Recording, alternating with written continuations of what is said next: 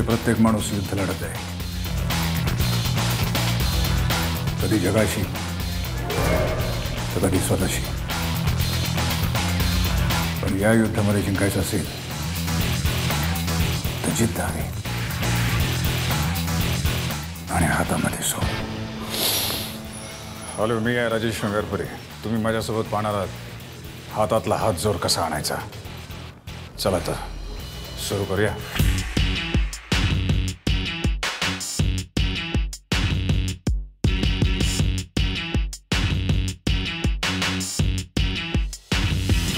जिमचं माझ्या आयुष्यात जितका श्वास महत्त्वाचा आहे आयुष्यात, तितकाच व्यायाम महत्त्वाचा आहे प्रत्येक माणसासाठी, मग तो कुठल्याही फील्डमध्ये असो.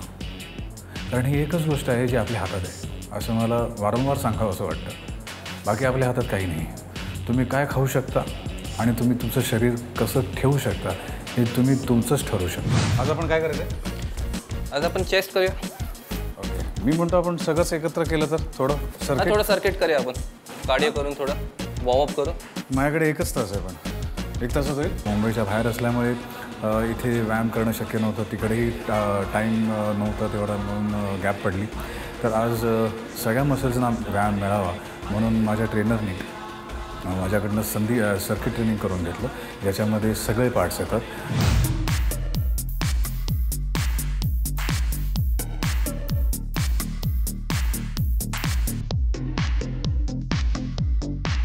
आणि ते करताना आज माझी खरीच खूप दमछाक झालेली आहे.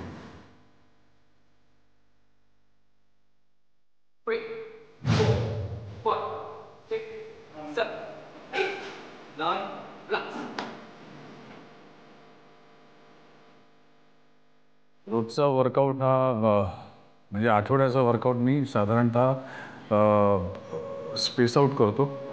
प्रत्येक दिवशी एक बॉडी पार्ट घेतो मी. म्हणजे आज चेस्ट असेल तर दुसऱ्या दिवशी शोल्डर असतील, तिसऱ्या दिवशी बॅक असेल, लेग्स असतील, बायसेप असतील, एक दिवशी रेस्ट असतो आणि अशा पद्धतीने ते वर्कआउट मी करत असतो.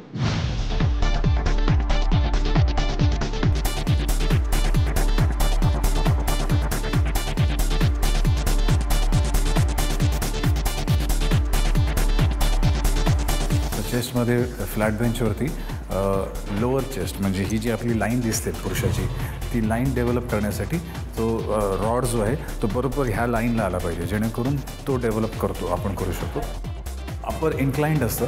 इन्क्लाइंड चेस्टच्या वेळेला जो हा भाग असतो आपला पुरुषाला, तो त्याचा शेप चांगला दिसावा असा त्यासाठी असतं. आणि जो मधला भाग आहे त्याच्यासाठी फ्लॅट बेंचवरती करणं गरजेचं आहे. 2, 3, 4, 5, 6, relax. Very good, sir.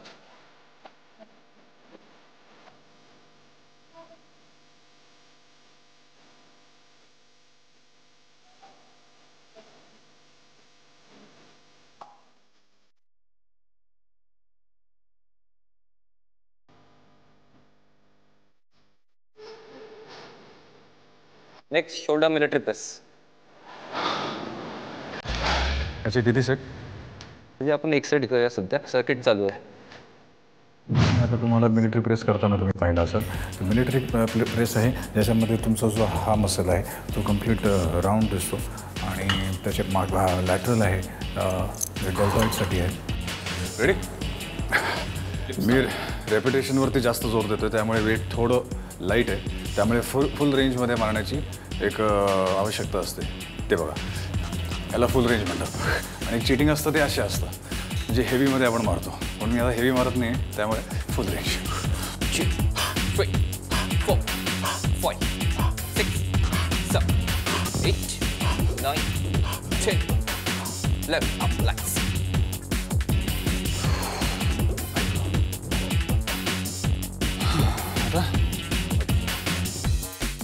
Back.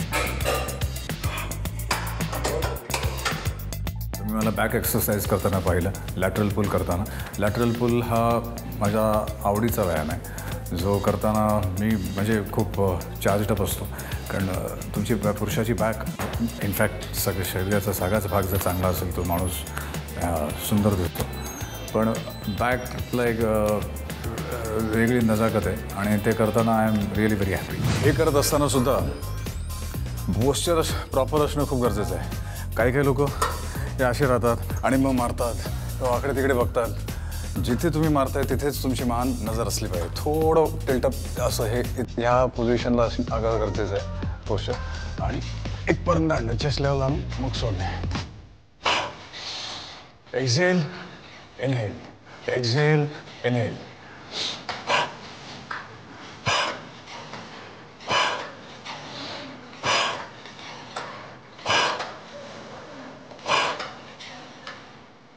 याच्यानंतर प्रत्येक वर्कआउट नंतर स्ट्रेचिंग करणं खूप गरजेचं आहे. हे आता मी बॅक करतोय तर बॅकची मसल स्ट्रेच करणं गरजेचं आहे, जेणेकरून मसल स्टिफ नाही राहत आणि फ्लेक्सिबल राहतं. जितकं मसल फ्लेक्सिबल असेल तितकंच ते ग्रो व्हायला किंवा डेव्हलप व्हायला मदत करेल.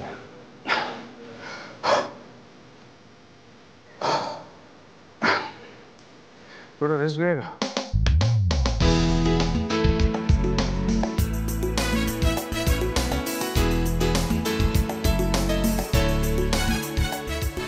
सर्किट ट्रेनिंगमध्ये वाट लागते. पटापट मारायला लावतोस तो. जरा थांब ना जरा 2 मिनटं. कमॉन सर, सर्किट विदाउट रेस्टच पाहिजे. कलाकाराचं आयुष्य म्हणजे सोपं नाही आहे रे बाबा. 1 2 गुड 3